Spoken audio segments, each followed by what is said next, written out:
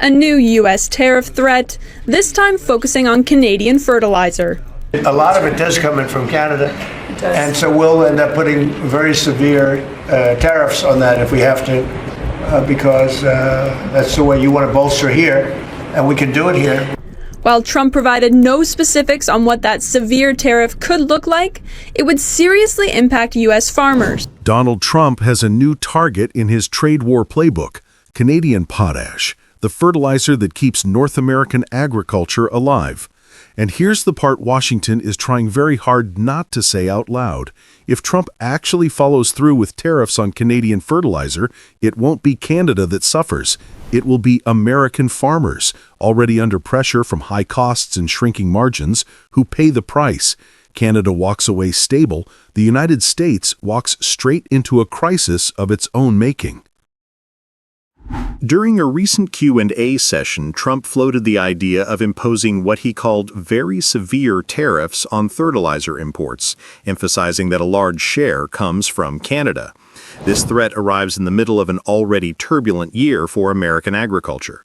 Potash prices have been rising globally, U.S. input costs are at record highs, and the Trump administration has been juggling both trade disputes and plans to reshore production that simply does not exist at scale inside the United States.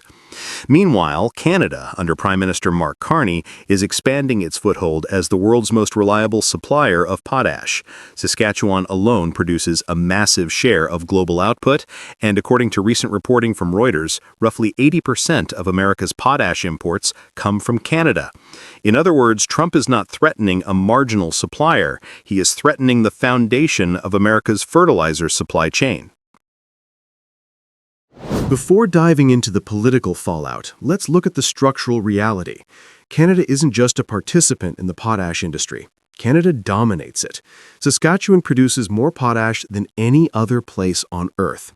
When Trump talks about imposing tariffs as a way to push fertilizer production back to the United States, he is speaking as if America has untapped potash reserves waiting to be mined. It doesn't. Canada's supply is unmatched, reliable, and geologically irreplaceable. Cutting it off is like deciding to make gasoline expensive because you want drivers to switch cars. The intention may sound bold, but it does nothing to change the underlying dependence. And beyond simple geology, Canada's advantage comes from decades of long-term planning. Ottawa has treated potash as a strategic export, not a bargaining chip. The country built world-class infrastructure, stable regulatory systems, and long-standing relationships with major agricultural markets. That combination means Canada doesn't flinch when threatened.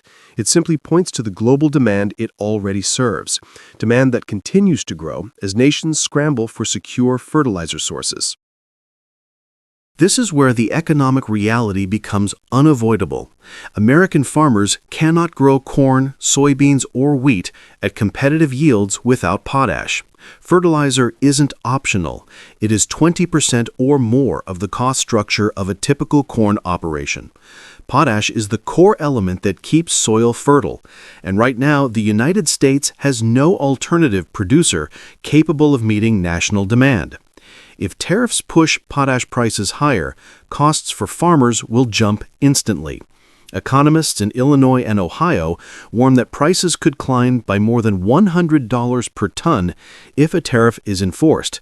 That may sound like a small number in Washington, but for farmers running thousands of acres, it translates into tens of thousands of dollars in unexpected expenses. For many, that wipes out annual profit entirely. For others, it becomes the difference between continuing or closing their operation. We've seen this pattern before. During the trade war with China, soybean farmers watched their markets collapse. Now, the same administration is flirting with a policy that would raise the cost of the fertilizer those same farmers depend on. And here's the most revealing detail.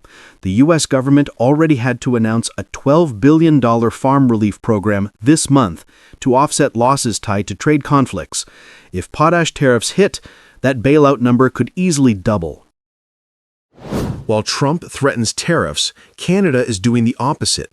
Ottawa is positioning Canada as the world's dependable provider of critical minerals. The Carney government has been expanding partnerships with Asia, reinforcing supply chains with Europe, and accelerating investment in Saskatchewan's potash sector. When global markets look for stability in fertilizer supply, they look to Canada, not because Canada demands attention, but because Canada delivers reliability.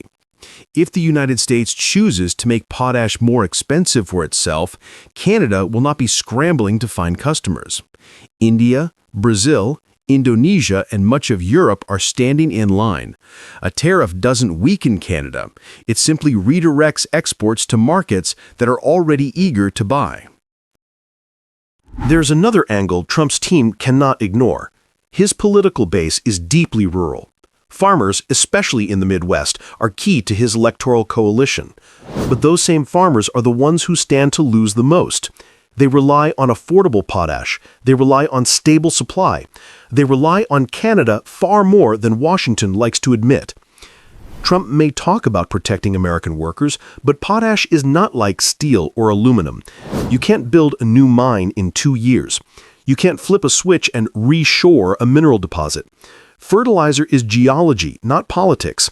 The people who understand that live in farm country, not in front of television cameras. If tariffs go forward, Trump risks forcing his own supporters into deeper financial strain. The images that will come out of rural America won't be stories of strength. They will be farmers explaining why they can no longer absorb skyrocketing fertilizer bills. The world is entering a decade where food security equals national security. Two major potash exporters, Russia and Belarus, are constrained by sanctions and geopolitical tensions. That leaves Canada as the one major stable supplier. Countries are already shifting long-term contracts toward Canada because it is predictable, democratic, and insulated from geopolitical shocks. If the U.S. undermines its relationship with Canada, it accelerates a trend already underway. Global buyers strengthening ties with Ottawa. A tariff would not shrink Canada's influence, it would expand it. If Trump turns Canadian potash into the next battlefield of his trade war, the political theater may look dramatic, but the economic reality is simple.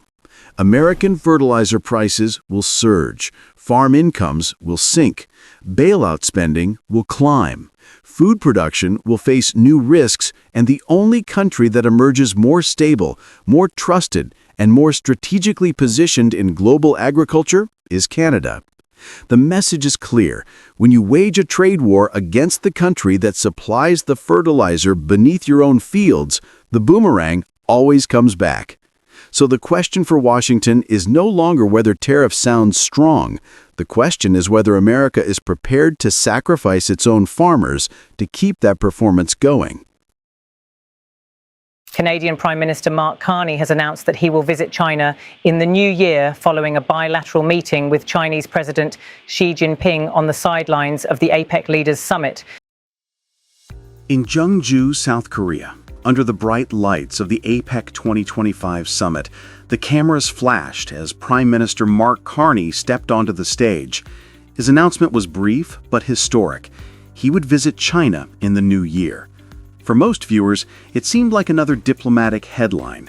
But to those who understood the currents of global politics, it was something deeper, a sign that Canada was quietly changing its place in the world.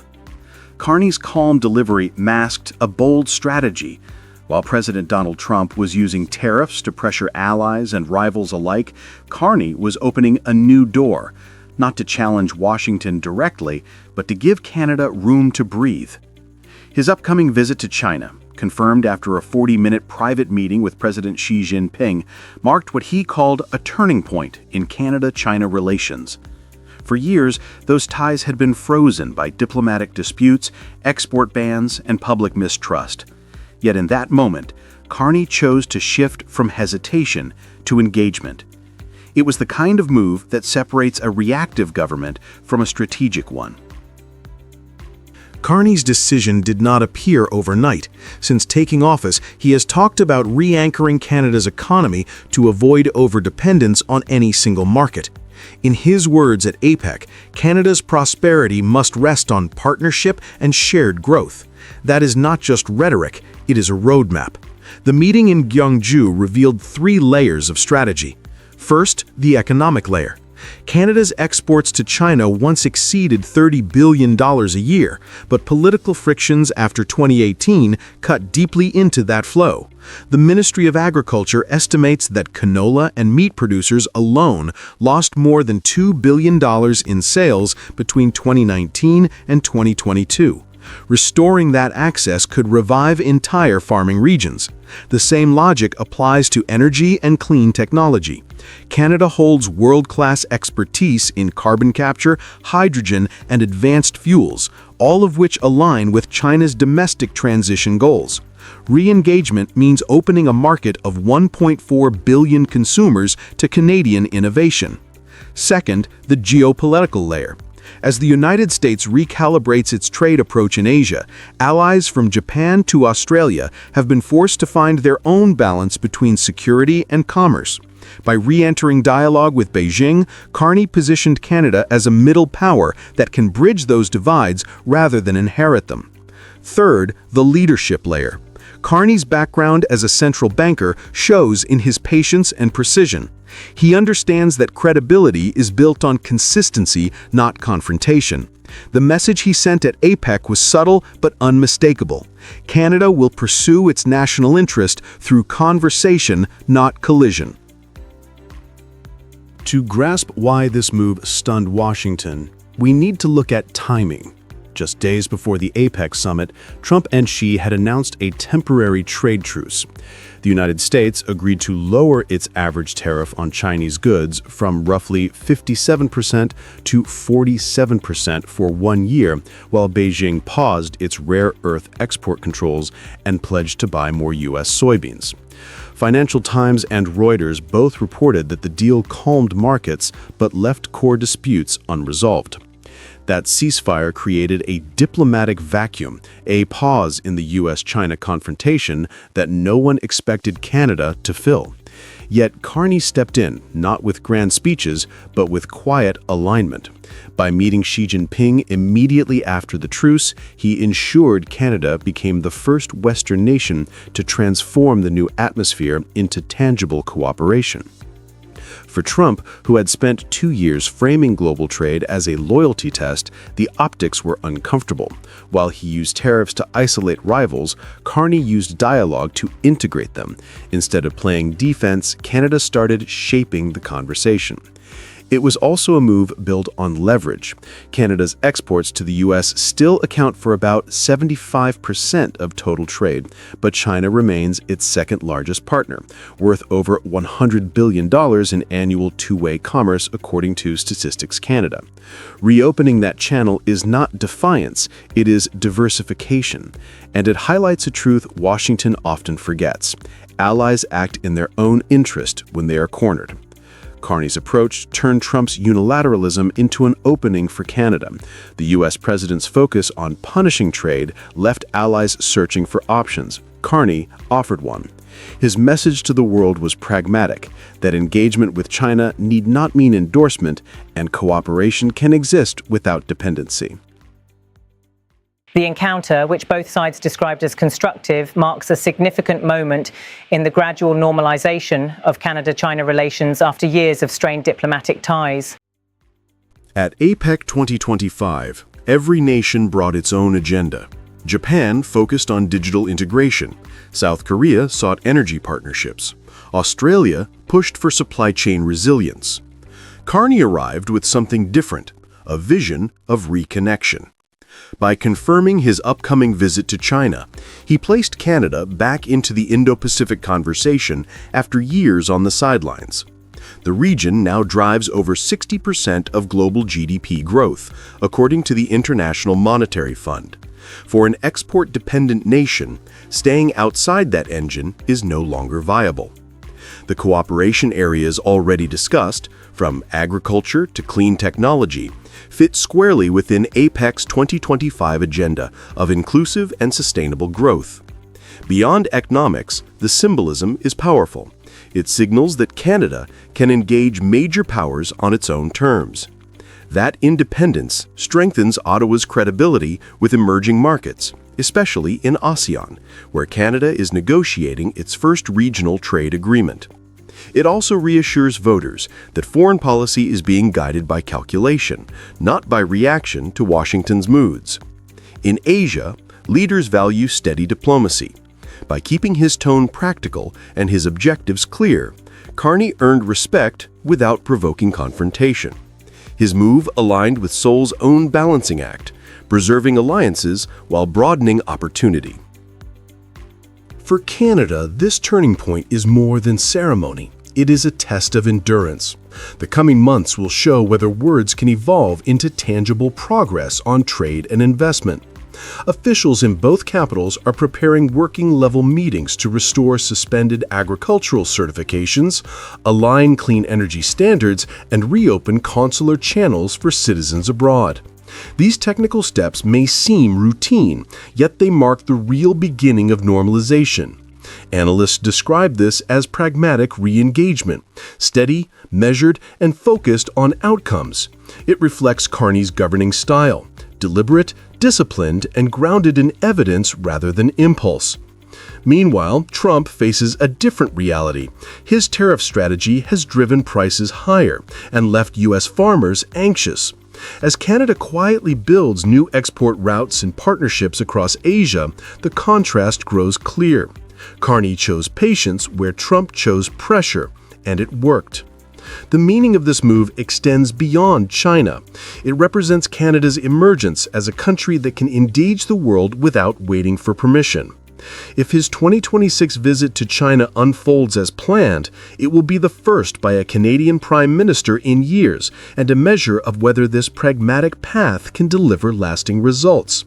In an era of loud politics, Carney's calm precision may prove to be Canada's strongest voice.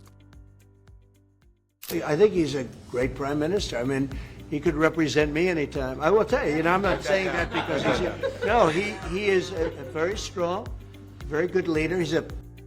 In Washington, the cameras captured another handshake, another round of smiles inside the Oval Office. President Donald Trump praised his guest, Prime Minister Mark Carney, and the two leaders spoke of friendship and trade. But behind those polite gestures, the stakes could not be higher. For months, Trump's tariffs have tested the economic bond between the United States and Canada. What began as an attempt to force Ottawa into a new deal has now exposed cracks in America's own economy. Factories are slowing down, prices are climbing, and key U.S. states that depend on Canadian energy and materials are feeling the strain.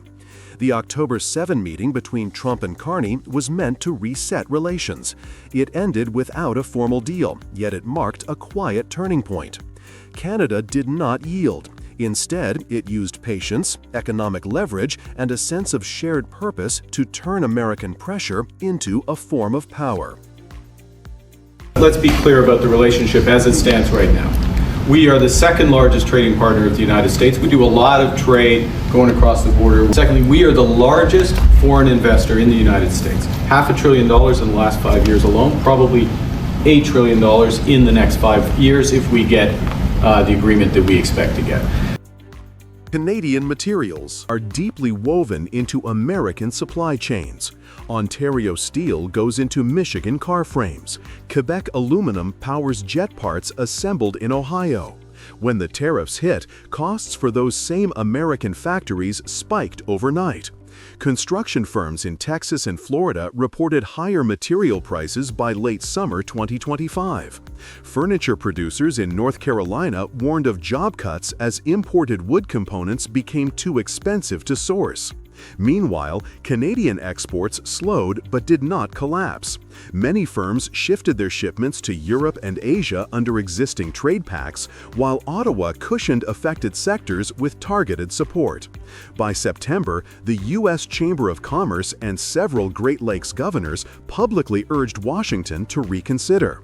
They argued that the tariffs were fueling inflation instead of reducing it. Inside Canada, the mood changed from frustration to resolve. The public saw that Trump's strategy was not breaking Ottawa's will, but exposing America's dependence on cross-border trade. The message became clear. The harder Washington squeezed, the more damage it caused to itself. Unlike the United Kingdom or the European Union, Canada cannot rely on distance to escape American policy shocks. The two nations share the world's longest undefended border, a 9,000-kilometer lifeline through which goods, energy, and investment flow every day. Carney reminded Americans of what that relationship means. Canada is their second-largest trading partner and their single largest foreign investor, with more than $500 billion invested over the past 5 years. If trade tensions ease, those investments could reach $8 trillion within the next 5 years, according to figures discussed by both governments. This level of integration gives Ottawa a different kind of strength. Ontario alone supplies electricity to states such as New York, Michigan, and Minnesota, helping to power factories, hospitals, and homes. When Trump's tariffs raised costs for those same regions, Canadian leaders quietly reminded local governors that their economic stability depends on cooperation, not confrontation. At the same time, Carney's government began shifting incentives toward domestic manufacturing. Companies producing steel and auto parts were encouraged to use off-peak electricity for cheaper power, effectively redirecting energy that once supported U.S. industry. The symbolism was striking. Canada could choose to keep the lights on south of the border or turn that current inward to strengthen its own factories. Trump wanted leverage, yet geography and integration meant Canada held most of it. While Washington operated in crisis mode, Ottawa projected calm. Carney faced intense domestic pressure to strike a deal, but he resisted the urge to retaliate with sweeping counter-tariffs. Instead, he pulled back Canada's planned digital services tax, a gesture of goodwill that reopened dialogue. This approach contrasted sharply with the mood in the United States. The federal government remained partly shut down due to budget stalemates. Inflation was rising, and investors faced uncertainty over shifting tariff lists. By comparison, Canada's fiscal position was stable. International agencies kept the country's AAA credit rating. Its debt-to-GDP ratio remained the lowest in the G7, and the Bank of Canada maintained steady interest rates even as global markets wavered. The contrast was not lost on financial analysts.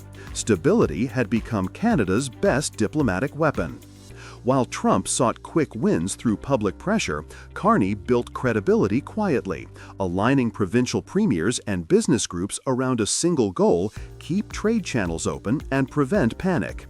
Even conservative figures who opposed Carney politically, such as former Minister Peter MacKay and Ontario Premier Doug Ford, acknowledged that the Prime Minister had to succeed for the sake of the national economy. The consensus was rare, and it strengthened Ottawa's hand. By the time the October meeting concluded, the U.S. and Canada agreed to maintain technical talks and pause further escalation. No one declared victory, yet the silence itself spoke volumes. Carney had managed to turn confrontation into cooperation without conceding sovereignty. At the heart of the standoff lies a truth both sides cannot escape. The two economies are built together. More than 60% of components used in American auto assembly plants originate in Canada, according to North American industry data. Quebec's aluminum and Ontario's steel remain critical inputs for U.S. aviation and construction. When Trump revived his 51st state remark, many Canadians saw it as an insult, but others recognized it as proof of how intertwined the two nations have become. Each tariff, each soundbite only underscored that separation would harm both. This reality reshaped the political landscape in the Great Lakes region. Governors from states like Michigan and Wisconsin, home to millions of workers tied to cross-border trade, openly opposed further tariffs. They called for cooperation on steel, autos, and energy rather than escalation. Canada's strategy was to highlight this shared dependency without turning it into a public feud.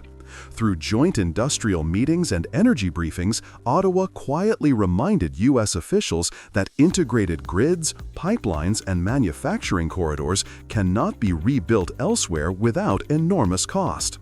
In effect, the North American supply chain itself became Canada's shield. Every car part crossing the Detroit-Windsor Bridge, every megawatt of power flowing south served as living evidence that partnership, not punishment, is the only sustainable model. Trump's tariffs may have been loud, but Canada's integration was louder in practice. When the second Trump-Carney meeting ended, there was no new trade deal to announce, yet Canada walked away stronger than before. It had protected its industries from escalation, rallied bipartisan support at home, and earned sympathy from governors, investors, and even segments of the American business community. The U.S. administration may still hold the tariff lever, but Canada controls something more durable: trust, consistency, and the quiet backing of economic facts. Trump's strategy to pressure Ottawa has instead revealed how dependent Washington remains on its northern neighbor. The story that began as a test of strength is turning into a lesson in interdependence. In the long run, tariffs can be lifted or replaced, but the networks of energy, labor, and investment that bind these two nations cannot be unmade. Trump wanted a headline victory. Carney aimed for endurance. And as the lights of the Great Lakes continue to glow on both sides of the border, it is clear whose approach is keeping them on. They become 51, become the 51st state, and you get it for free. Actually, because they're having a hard time up there in Canada now, because as you know, with tariffs, everyone's coming into our country. We have more investment than we've ever had before, $17 trillion coming in. In Washington, President Donald Trump unveiled his newest symbol of strength. Standing before military leaders, he introduced the Golden Dome, a missile defense shield he described as the most advanced in the world. The moment might have ended as a show of American power, but what caught attention was a remark about Canada. He revealed Ottawa had called to ask about joining the system. Trump's reply was blunt: "Become the 51st state and you get it for free." The comment was delivered with a mix of bravado and humor, but it revealed something deeper. It showed how Trump uses tariffs, defense deals, and rhetoric to remind allies that the United States holds the upper hand. Yet the very policies meant to project strength may be pushing those same allies to seek independence. Canada, more than any other neighbor, is beginning to chart its own path. He wants to boast about territorial expansion, so of course the 51st state idea comes up. And sometimes you have to wonder if Donald Trump wants to be president of the United States in 2025 or 1825, because between tariffs and territorial expansion, these sound like the agenda of a president from the 19th century. Just days before Trump's latest comments, Canadian Prime Minister Mark Carney stood in New York to deliver a different kind of message. He argued that Canada has the resources and capacity to escape its reliance on the American market. With vast reserves of critical minerals, strong energy exports, and agriculture that feeds millions, Canada is not a dependent partner, but a nation with real leverage. Carney pointed to the network of free trade agreements Ottawa has signed with Europe, the United Kingdom, and most recently Indonesia. These deals, he argued, prove that Canada can build opportunities outside Washington's orbit. The contrast was clear. Trump leaned on old ideas of dominance, while Carney emphasized that Canada is capable of standing on its own and reducing its vulnerability to American tariffs. That a tariff on Canada is a tax on the American people. The challenge is real. On September 30, the Trump administration announced new tariffs, 10% on Canadian softwood lumber and 25% on kitchen cabinets and furniture, with the threat of rising to 50% in January 2026. According to U.S. trade statistics, about 80% of upholstered furniture sold in America is imported, and Canada is a key supplier of lumber. The impact is immediate for sawmills, exporters, and cross-border trade. Yet rather than bowing to pressure, Canada has used these shocks as fuel for diversification.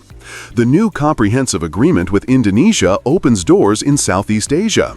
Investments in critical minerals, including a cobalt refinery in Ontario, supported by both provincial funding and U.S. defense contributions, show Ottawa is building new pillars of economic security. Trump's tariffs may bruise Canadian sectors in the short term, but they also accelerate the long-term shift away from overdependence on the United States. The larger consequence is that America risks alienating its closest partner. Trump believes reciprocal tariffs and blunt rhetoric will regenerate U.S. industry and attract investment. He has pointed to trillions in capital inflows and new auto and AI plants as proof of success. But the picture is more complicated. Allies like Canada now see tariffs not as temporary disputes, but as signs that Washington is no longer reliable. The language of a 51st state may sound like a joke to some, but for Canadians it reinforces the need to protect sovereignty and strengthen ties elsewhere. What began as an attempt to force Canada into line may instead leave the United States with a weaker North American partnership. In the effort to make America great, Trump's policies are creating space for Canada to grow more independent, and that shift may be one of the most significant backfires of his trade agenda.